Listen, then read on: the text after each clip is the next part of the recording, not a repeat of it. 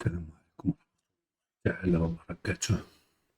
Tahiyati, chers collègues, mes chers élèves.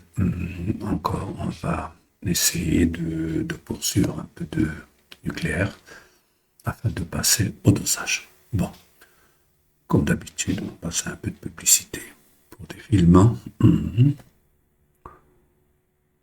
Voilà. Alors, j'essaie que j'encourage un petit peu ceux qui n'ont pas de moyens, ceux qui sont malades, ceux qui sont prisonniers, etc. Je suis toujours là. Je suis toujours là. Faites un effort.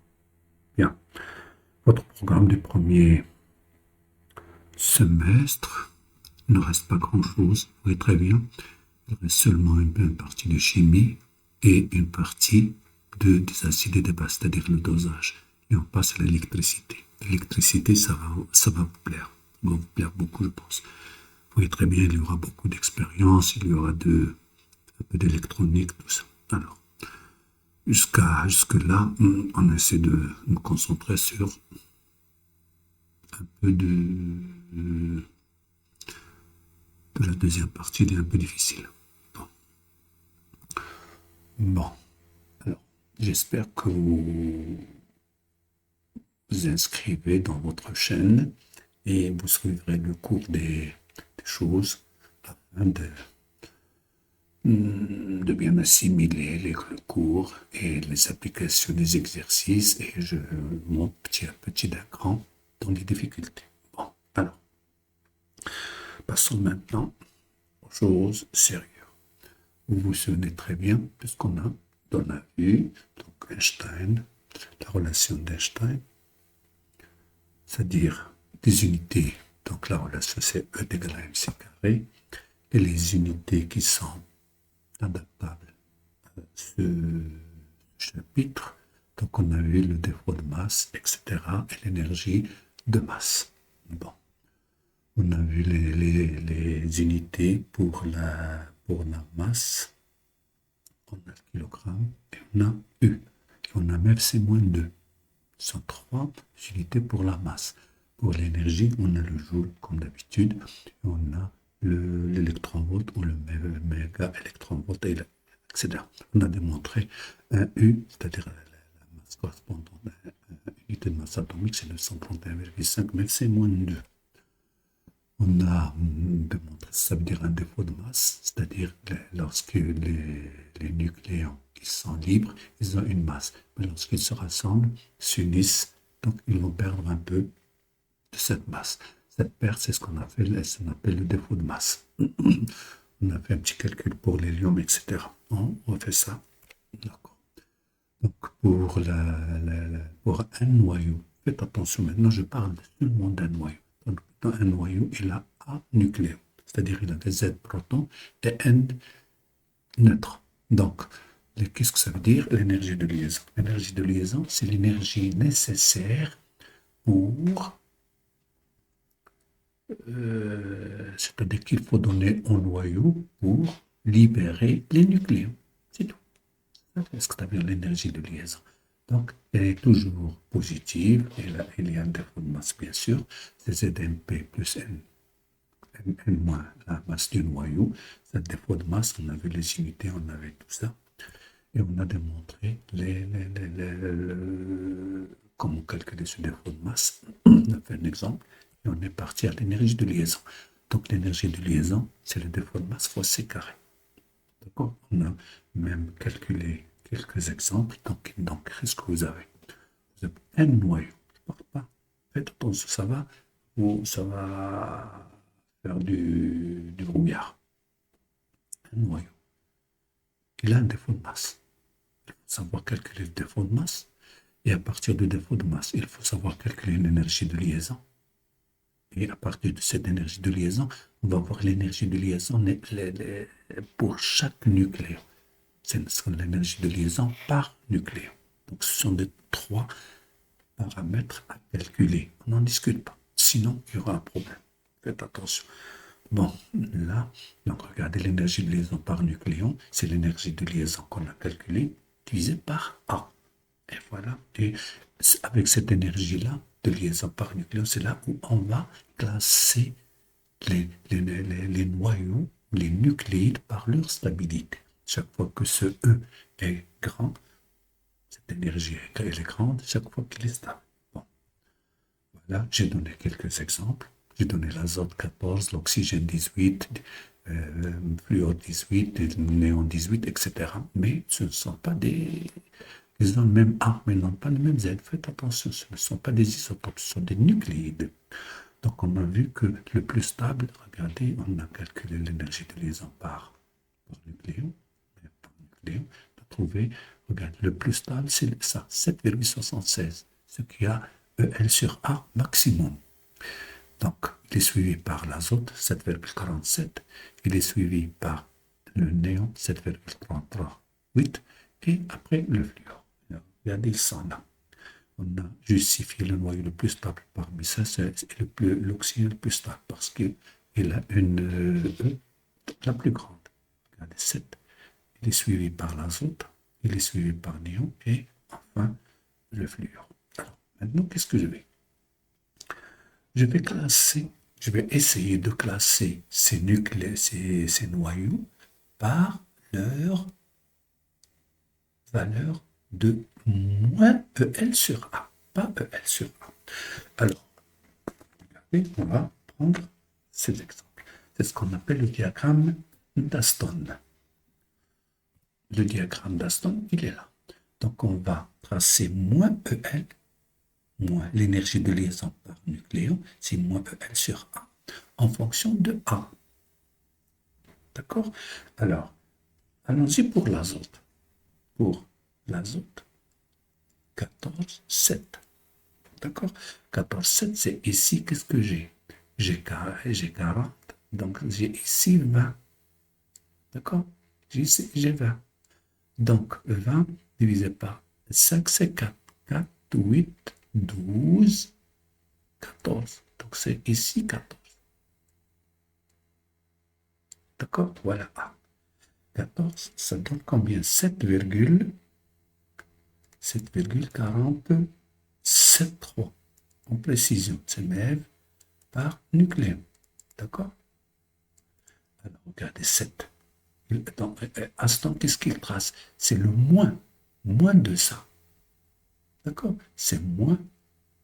D'accord? Donc, pourquoi? Pour rendre l'énergie, chaque fois qu'il est négatif, chaque fois qu'on c'est simple à donner la stabilité. Donc, moins 7, et là, c'est moins 8. Donc, moins 7,5, d'accord? Moins 7,5 ici, la moitié, par 43, c'est à peu près là. Donc, regardons ici ce que ça donne avec 14, ça me donne ici. Vous voyez? Alors, maintenant, je vous donne quelqu'un qui est plus bon. Par exemple, l'uranium 235. L'uranium 235, 92. Et là, moins 7,7. Moins 7,7. D'accord? Donc, l'uranium 235, regardez, 200, 220, 235, c'est là. Donc, 235, ça va me donner moins 7,7. 7, 7,5,6, à peu près, 7 là. À peu près. Donc, 35, c'est ici. Vous voyez l'uranium. Regardez. L'uranium, etc. Donc, je vais remplir une fois, seulement j'ai donné quelques exemples.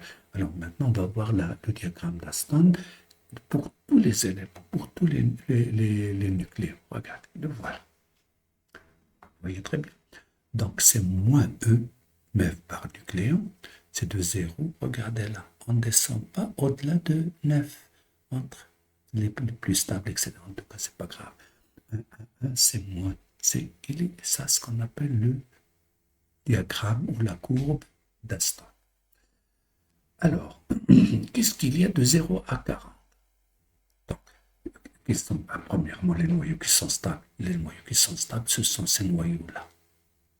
Ce sont qui ont l'énergie par nucléon la plus grande, mais avec la moins la plus basse. Donc ça, ce sont les éléments stables. Non? Les nucléons, les stables. Donc, si vous remarquez très bien, ceux qui ont stable, ceux qui ont l'énergie entre 8 et 9. Voilà. Entre -8 et -9. Et ça, c'est pour ceux qui ont A entre 20. Là, regardez là, c'est 20.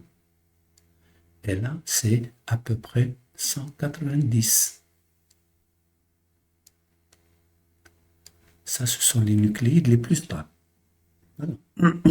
Alors, ceux qui ne sont pas, qui sont hors de cette zone-là. Il y en a ceux qui sont légers, là. D'accord? Ça, ils sont légers. Et là, ils sont lourds. C'est-à-dire qu'ils ont beaucoup de A très grand, donc ils sont lourds.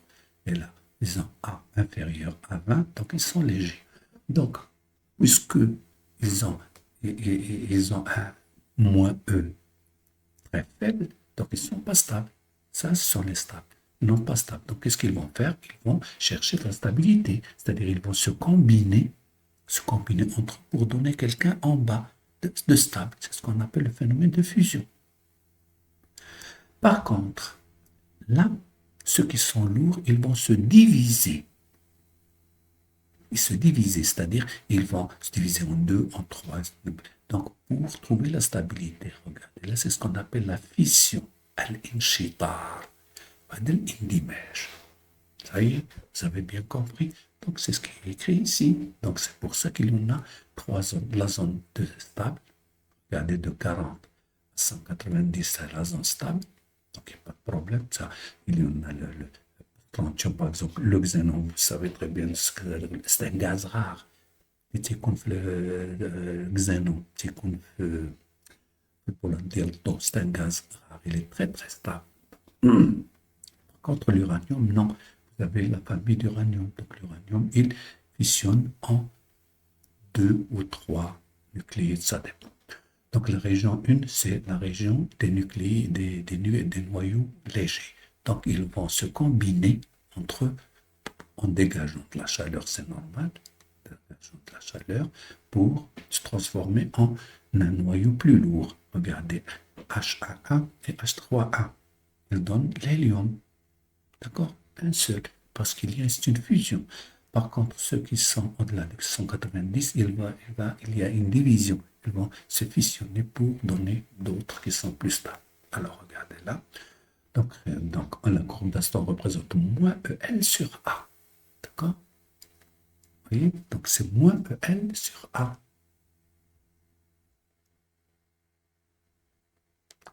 Voilà, donc moins EL sur A.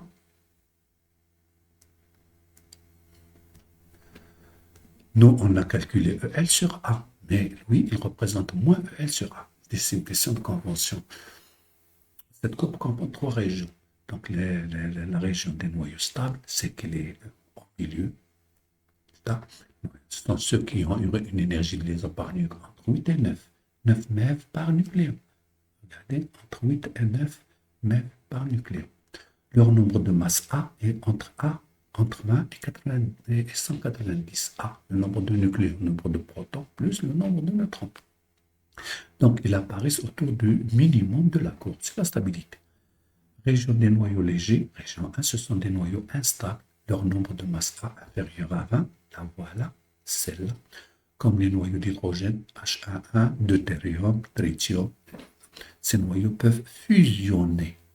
Voilà, pour former des noyaux plus stables placés plus bas que dans le diagramme avec libération d'énergie. Les réactions nucléaires mises en jeu sont appelées réactions de fusion. Voilà. Et pour la troisième région, ce sont des noyaux instables, leur nombre de masse est supérieur à 190. Comme l'uranium 235, ces noyaux peuvent se briser en 2 noyaux légers appartenant au domaine de stabilité. Avec libération d'énergie, bien sûr. Même celle-là, lorsqu'elle est là avec libération. Voilà. libération. On va calculer cette énergie qui va être libérée soit là pour les PC et sciences maths. Il s'agit alors de réactions nucléaires appelées réactions de fission. Donc la fusion, la fission. Bon, alors, maintenant, en général, lorsqu'il y a une transformation, une réaction nucléaire, lorsqu'il y a une réaction nucléaire, il y a des réactifs, des noyaux qui vont interagir entre eux pour donner d'autres noyaux.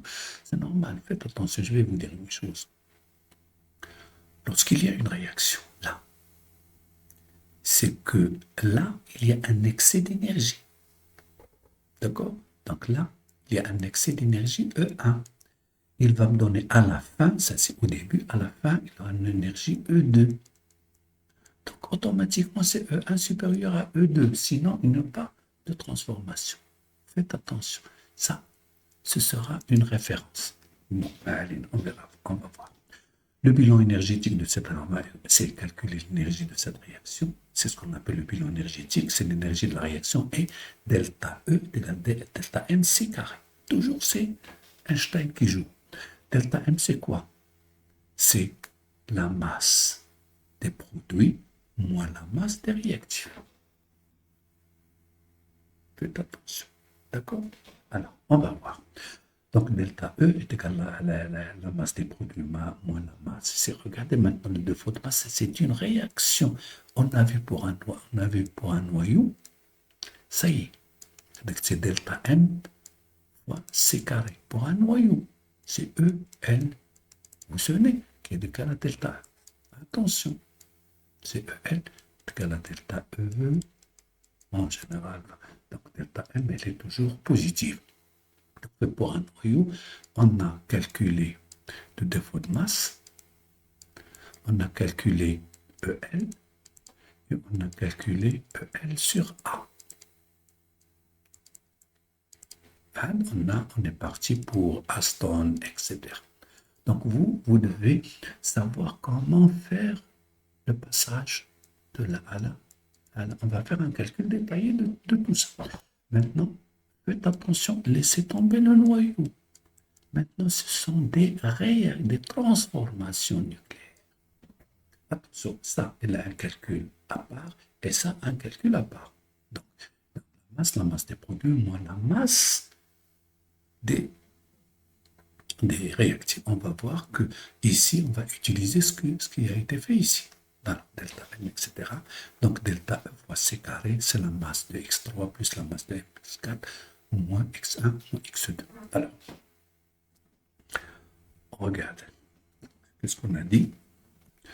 Donc, delta E égale. Alors, suivez-moi. Delta E égale M de X3, c'est ça, plus M de X4 moins M de X1 moins M de X2, le tout fois C au carré. C'est la masse des réactifs moins la masse des produits moins la masse des réactifs. Regardez là-haut. C'est la masse des produits de X3 plus X4 moins la masse de fois C carré. Voilà. Là, c'est le noyau. Regardez là, le noyau, le nucléide X3. Donc X3, il a A3 et Z3. Quelle est son énergie de liaison? C'est Z3. L'énergie de liaison déroule à 3. Z3MP plus A3 moins, donc c'est N3, de neutrons Mn, moins la masse de noyau X3. Vous vous souvenez de ça? C'est au carré. Allez, on va voir l'énergie de liaison. Voilà, l'énergie de liaison, c'est la ZMP plus Mn moins la masse du noyau, soit C carré. Voilà. Donc, on va faire ça pour chaque. Donc, pour X4, le noyau x4. Donc, on a A4, Z4. Donc, EL4 égale. Donc, EL3 de X3, etc. Donc, c'est Z4 MP plus N4 MN moins M de X4 fois C au carré. Oui, alors, maintenant pour le noyau X2, on a A2, Z2. C'est l'énergie de liaison 2 égale Z2 MP plus N2 MN moins la masse de X2 fois C carré. Pour maintenant X1, le noyau X1, 1, Z1, c'est EL1 égale Z1 MP plus N1 MN moins M de X1 fois C au carré. Qu'est-ce que j'ai? MX3 plus MX4, le rouge.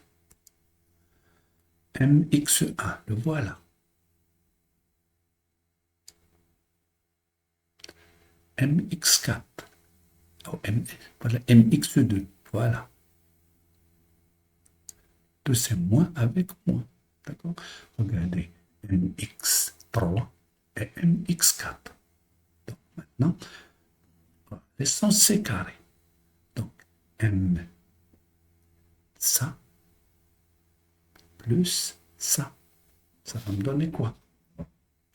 C'est-à-dire, je vais voir M, X3 fois C carré. D'accord? Égal. X3 fois C carré. C'est-à-dire, elle va de l'autre côté. Regardez, j'ai un moins. X3 fois C carré égale ça moins EL3. C'est Z3 MP plus N3 MN moins EL3. Ça y est, maintenant M du noyau X4 fois C carré. Celle-là va partir de l'autre côté, c'est ça moins EL4. C'est Z4 MP plus N4 MN moins EL4. D'accord? Regardez là, ça, c'est ça. Ça, si je vais un moins, je mets là, ça va donner un plus. D'accord? Donc, là, M de X1 fois C carré, c'est normal, est égal à Z1 MP plus N1 MN moins M de X moins EL. Moins EL, c'est-à-dire de X1. M X2 fois C carré. D'accord? C'est égal à Z2 MP plus N2 MN moins EL2. Voilà. Remplaçant celle-là plus celle-là. D'accord? Moins. Vous voyez, il y a un moins. Voilà. Donc, celle-là plus celle-là. Qu'est-ce qu'elle va me donner? Plus. MX3 plus MXX4, ça me donne Z3 plus Z4. Z3 plus Z4. MP plus, d'accord, N3 plus N4 plus N4 MN moins, regardez, moins avec moins. Donc c'est EL3 plus EL4. Vous voyez? Donc ça plus ça. Alors, on va voir celui-là. C'est Z1 plus Z2, Z1 plus Z2 MP plus N1 plus N2 Mn moins EL1 plus EL2.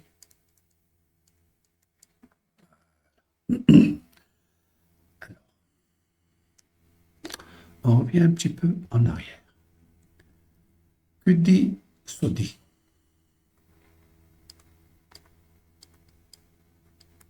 Vous vous souvenez de Sodi? Sodi, c'est...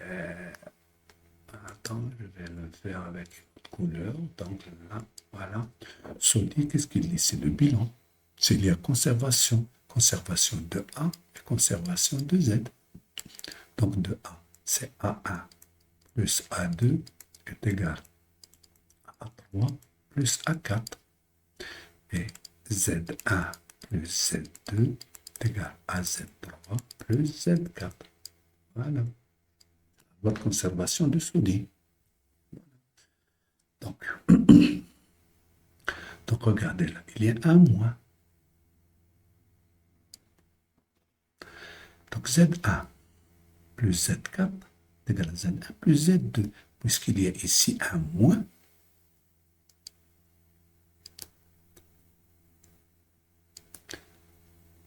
voilà, et voilà. D'accord? Réfléchissez avec moi. Bon, on va voir A1. On va voir pour A1 et A2. A1 plus A2 est égal à A3 plus A4. A1, c'est quoi? C'est Z1 plus N1 plus Z2 plus N2 égale Z3 plus N3 plus Z4 plus N4. Donc Z1 plus Z2 est égal à Z3 plus Z4. Qu'est-ce qu'il me reste? N1 plus N2 est égal à N3 plus N4.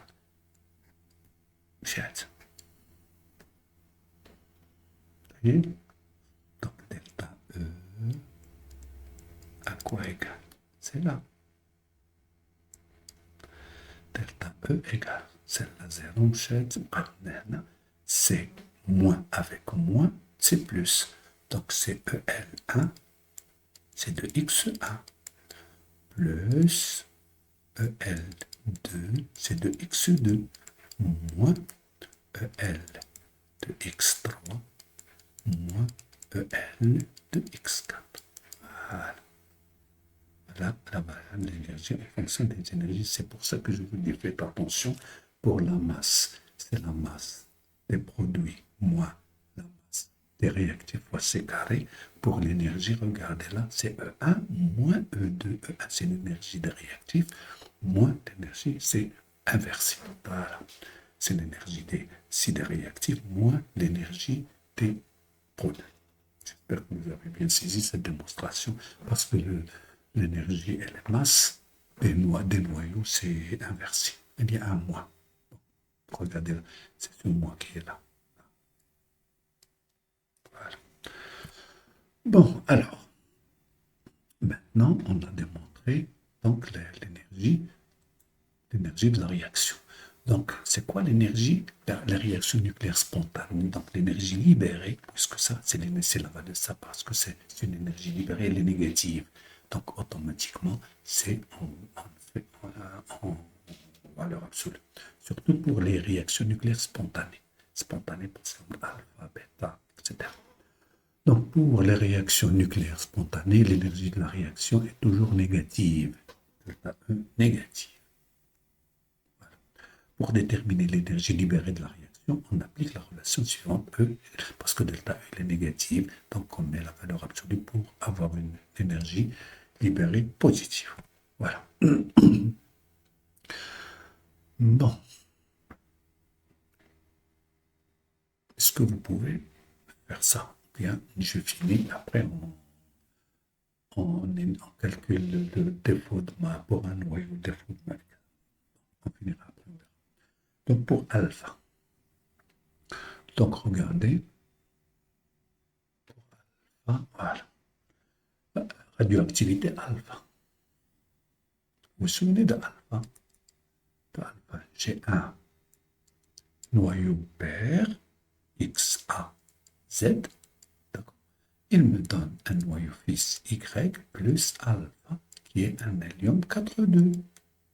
C'est ça? C'est alpha. Donc là, c'est 1 moins 4.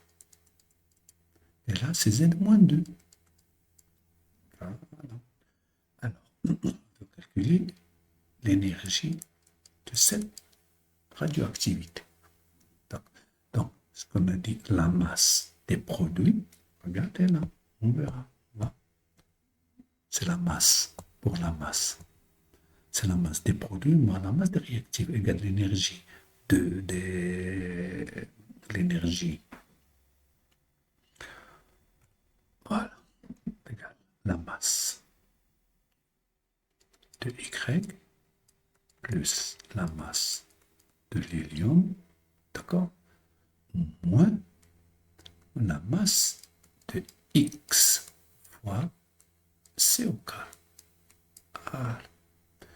Égale, si je veux convertir en énergie, c'est l'énergie de liaison de X moins l'énergie de liaison de Y moins, d'accord, moins l'énergie de liaison de Y plus l'énergie de liaison de l'hélium.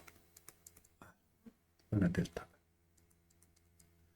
Donc celle-là, normalement, elle est négative.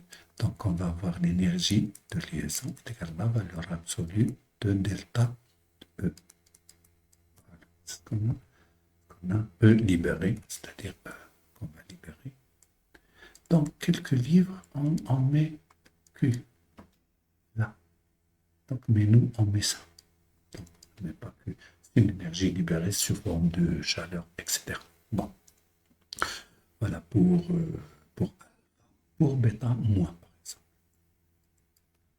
Pour bêta moins, j'ai X, A, Z. Ça me donne un noyau fils, plus bêta moins, c'est moins 1, 0. C'est bêta moins. D'accord? Donc là, j'aurai A, et là, Z plus A. Voilà. Donc delta E égale M de Y plus M de bêta moins, il y en a, on va le calculer, moins M de X fois C au carré. Attention, attention, attention, attention, attention là. Si je veux l'énergie de liaison, regardez, donc on va commencer par X. Donc l'énergie de liaison de X. D'accord? Moins l'énergie de liaison de Y moins l'énergie de liaison de bêta moins. Attention, il n'y en a pas ça. Parce que c'est une particule, c'est un électron. Donc un électron n'a pas d'énergie. Faites attention, c'est pour ça que je dis faites attention. Il n'y a pas d'énergie de liaison.